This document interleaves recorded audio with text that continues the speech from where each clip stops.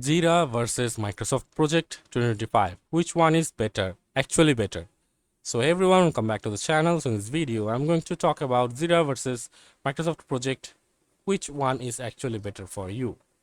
So first of all, let me talk about Jira. That is best for agile teams, especially developers managing sprints, epics, and issue tracking. And on the other hand, Microsoft Project is ideal for traditional project managers using Gantt charts, timelines, critical paths, and waterfall methodology.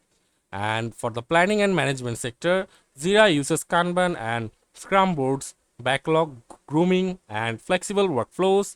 On the other hand, Microsoft Project uses task dependencies, work breakdown structure, and detailed scheduling tools.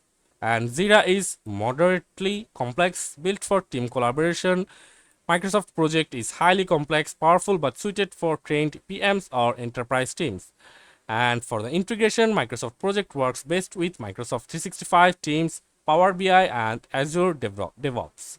And on the other hand, Jira integrates well with DevOps tools, GitHub, Slack, Confluence, and CI/CD pipelines.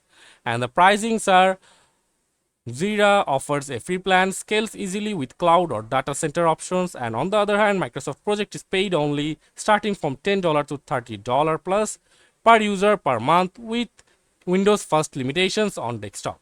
So Jira has agile charts, burn down velocity, Spring Insights, and issue tracking. On the other hand, Microsoft Project excels at timeline charts, earned value analysis, and resource allocation. So that's it for this video, guys. See you on the next one.